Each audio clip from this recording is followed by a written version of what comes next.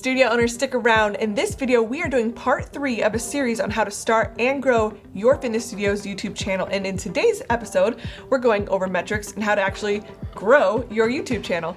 Hi everyone, I'm McKenna, I'm the creative manager here at Loud Rumor. Today I am joined with Jackson. He's our senior video producer. Jackson, thanks so much for joining us. Thank you. And before we get started, I just want to remind you guys at home that Loud Rumor is a marketing and consulting agency specifically for fitness studios. And we help our members get more members, more money, and more minutes back in their day. And if you want to learn more about how that can happen for you, just go ahead and click the link in the description below. We'll set you up with the free strategy call and we'll take care of you. So let's first start off with some basics on how to start getting the right attention to the fitness studio's YouTube channel. So after you created your YouTube channel, go into the YouTube studio and click the settings button on the bottom of the left of the screen. Then go to channel and ensure you include all hashtags that you think are relevant to your business. Feel free to use brand specific hashtags so you can zone in on what your viewer is looking for. Yeah, instead of just being generic fitness studio, it could be fitness hit studio or rowing. Yeah, exactly. Yeah. All the things that are incorporated in there.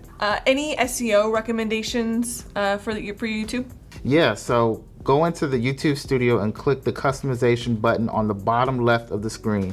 Click basic info at the top of the screen and make sure you fill in a detailed SEO friendly channel description. The more keywords you add to your channel description, the higher probability you will rank in the search.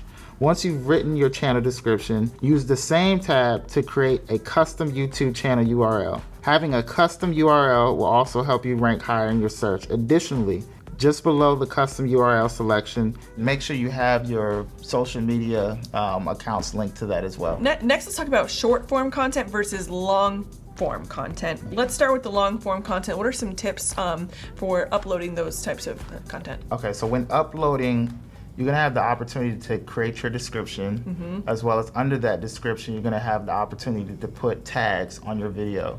So with the tags, you're gonna have up to 500 characters that you can use.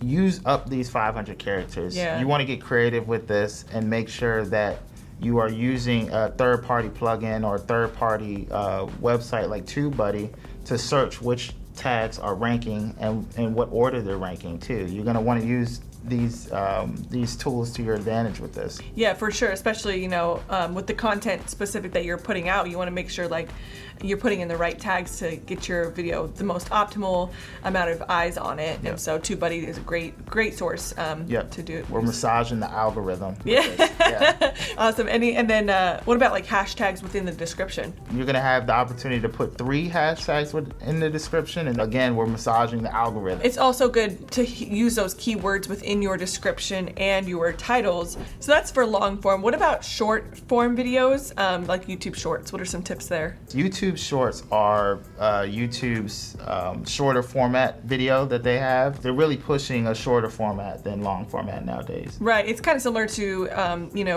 Instagram Reels, TikTok. People can just quickly slide through. Even if they're not following you, they can just quickly see. But these videos are really great to quickly consume a piece of content without it being the long form typical video that we see that are 8 to 15 minutes. Focus on the shorts. Focus on the shorts, if not more than the long format videos. Yeah, because that'll bring the people to your channel that you may have never had before. And we actually had a whole video on how to create YouTube Shorts, so that'll be linked in the description below for you guys to check out more tips and strategies on YouTube Shorts. This is just kind of basic overview. Now let's talk about end screens, because we talked about this in another video. What are some tips for the end screens? So at the end screen, this is another opportunity to have a visual CTA. This is going to give you an opportunity to maybe have a link for your social media. This is an opportunity for that viewer to hit the subscribe button. Or even watch a different playlist, continue watching. A note for you guys, if you're editing your own videos, that lasts about 20 seconds. So you want to make sure after every video that you guys are creating, you want to have a buffer end screen, I guess. Give them the time to read it. Yeah, give them the time and make a decision. Exactly, yeah. And so you can put those little call to action buttons and they can literally click right onto your video, the next step you want them to do. All right, let's lastly talk about thumbnails. What are some tips to creating a perfect thumbnail? What's gonna make you stand out from the rest is a professional and a nice looking thumbnail. So you really wanna think about what that shot looks like, what the lighting is, who is in the shot. You want to make sure that that presentation is professional. Let's take the example of the video, you know, how to do a proper squat, since we've been talking about that. What would be like a good example of a thumbnail text on that? So a good example of the text that you would put for how to do squats properly is, you're doing squats wrong. So what does that do for the viewer that says, okay, I'm doing squats wrong? How do you do them right? Yeah. You know, so that's making them internally ask the question, how to do them right? Yeah, or like, what am I doing wrong? Yeah, more curiosity. So how does someone even start creating like a thumbnail? What are some tips there? For the individual who's beginning and starting out, Canva is a free resource that you can use at canva.com, and it's going to walk you through the process of creating an image. And give it to one of your staff members, a young staff member I'm sure you guys have. Give it to them, and I'm sure they've used it before. If not, they can get adjusted pretty quickly. Canva's a great free tool that you know, anyone can use. Yeah. Next, let's talk metrics. So some of the metrics that we want to pay attention to are subscribers, views, watch time, click-through rate, likes, and comments. Yeah, likes and comments, even though those aren't technically metrics, those are really good opportunities for you guys to see what types of content is working well and what's not working well. Even though YouTube, you can't show the dislikes anymore on videos, you can still see it on your back end, and that's a really great opportunity for you guys to be like, ooh, maybe this content did not, you did not sell well. It's a good measuring tool of what's working and what's not. So like we said earlier, if your subject matter needs to change and you want to unlink videos or make them private, then you can do that as well. Or you want to focus on a different type of style of content, then you can do that as well. Whatever's engaging for your audience. Exactly, yeah. And then obviously we have the subscribers and we have the views. Those are just kind of, they're not vanity, but it is showing you that, like, you know, people are, one, watching your video, and then also two, saying like, oh, I want to watch more of these from these. But the watch time is a good opportunity too, to make sure that, oh, maybe my videos, they're a little bit too long, or can I shorten them down, things like that, to know where your audience, that kind of like mid-range point is of when you lose interest. If the watch times are low, then that's the audience basically telling you to get to the point. Yeah, get to it, girl.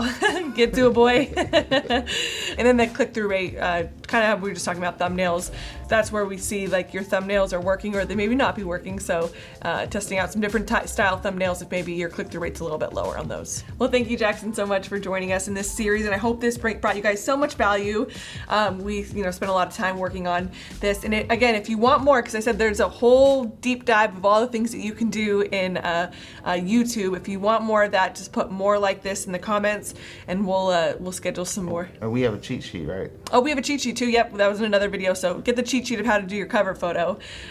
Yes, make sure you guys do that. This was a good series, I think. Yeah.